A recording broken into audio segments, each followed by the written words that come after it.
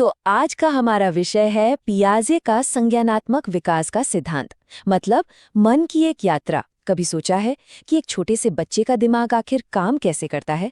आज हम जीन पियाजे के साथ एक बहुत ही दिलचस्प सफर पर निकलने वाले हैं, ये जानने के लिए कि बच्चे अपनी दुनिया को देखते कैसे हैं, उसे समझते कैसे हैं।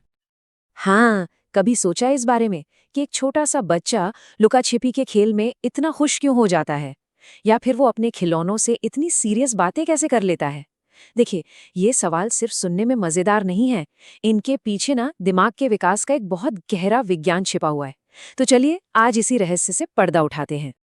और इन सारे सवालों के जवाब हमें मिलते हैं इस शख्सियत से, जीन पियाजे। ये एक स्विस मनोवैज्ञानिक थे जिन्होंने बच्चों को देखने का हमारा नजरिया पूरी तरह से बदल दिया। उन्होंने कहा कि बच्चे कोई खाली बर्तन नहीं है जिसमें हम बस ज्ञान भरते चले जाएं। नहीं, बच्चे तो नन्हे वैज्ञानिक होते हैं जो खुद अपनी समझ, अपने ज्ञान का निर्माण करते हैं। तो अब हम समझेंगे कि मन की ये फाइलिंग कैबिनेट काम कैसे करती है, मतलब हम अपनी दुनिया की समझ आखिर बनाते कैसे हैं।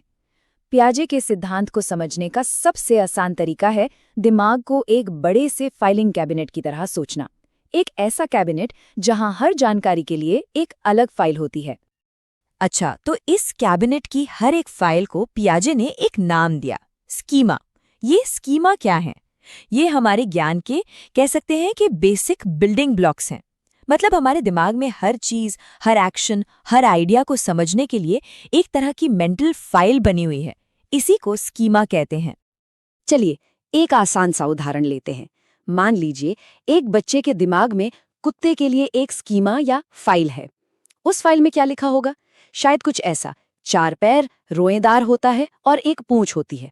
बस ये हो गया उस बच्चे का कुत्ते वाला स्कीमा। अब मजा देखिए, वो बच्चा पहली बार एक बिल्ली को देखता है। वो क्या करेगा? वो अपनी कुत्ते वाली फाइल खोलेगा, देखेगा 4 पैर है, रोएदार है, पूंछ हाँ वो भी है, तो वो उसे क्या बुलाएगा? कुत्ता।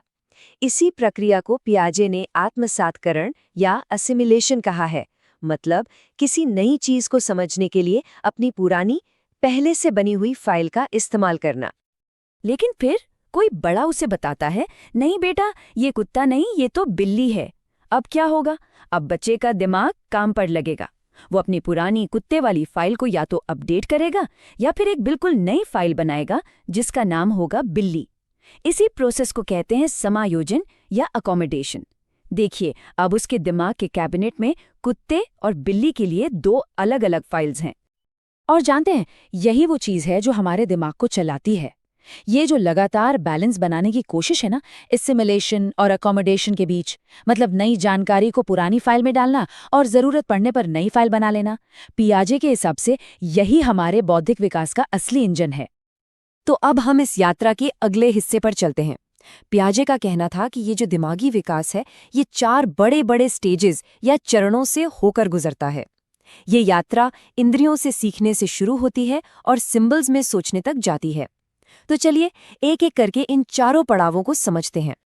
सबसे पहला स्टेज है सेंसरी मोटर स्टेज। ये जन्म से लेकर करीब 2 साल की उम्र तक चलता है। जैसा कि नाम से ही जाहिर है, इस स्टेज में बच्चा अपनी सेंसेस, मतलब अपनी इंद्रियों और अपने एक्शन से सीखता है।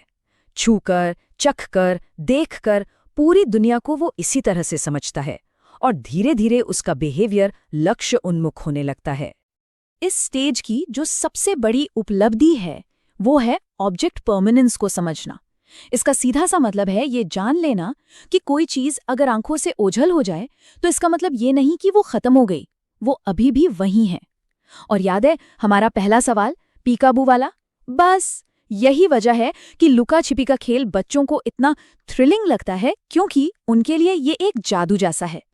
ठीक है, तो अब आता है दूसरा स्टेज, प्री ऑपरेशनल स्टेज, जो 2 से 7 साल की उम्र तक का होता है। इस स्टेज में तो जैसे भाषा और सिंबॉलिक सोच का एक धमाका सा होता है।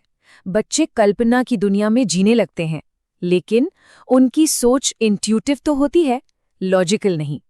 तर्क अभी भी गायब है। इस स्टेज की एक बहुत बड़ी पहचान है ईगोसेंट्रिज्म या अहं केंद्रवाद। इसका मतलब ये नहीं कि बच्चा घमंडी है, इसका मतलब है कि वो अपनी ही दुनिया का केंद्र है।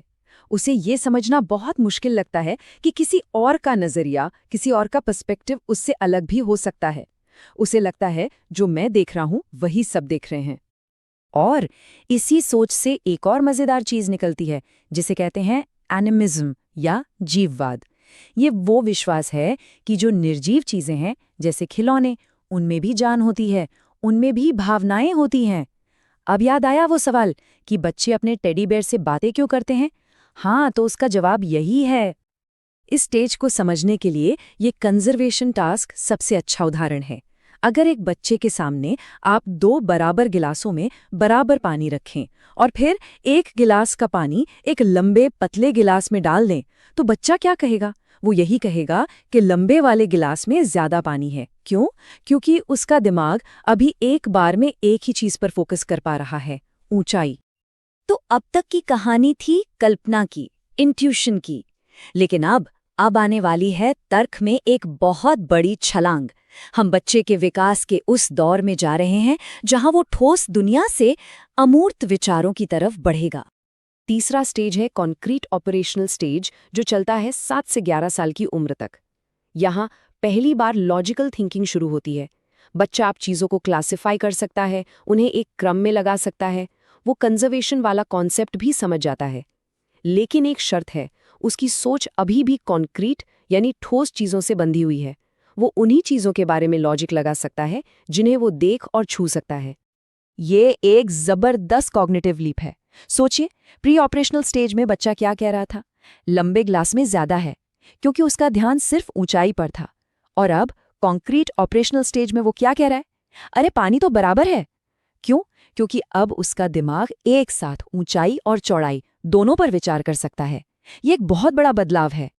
और अब हम पहुंचते हैं पियाजे के सिद्धांत के आखिरी और सबसे एडवांस्ड स्टेज पर, फॉर्मल ऑपरेशनल स्टेज।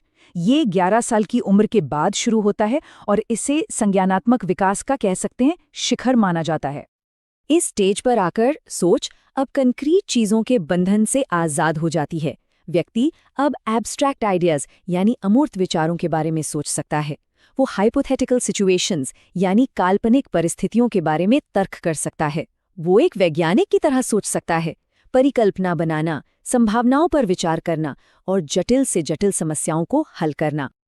तो हमने ये पूरी यात्रा देख ली, चारों स्टेज समझ लिए, लेकिन अब बड़ा सवाल ये है कि पियाजे का ये जो सिद्धांत है, जो इतना पुराना हो चुका है, वो आज भी इतना मायने क्यों रखता है?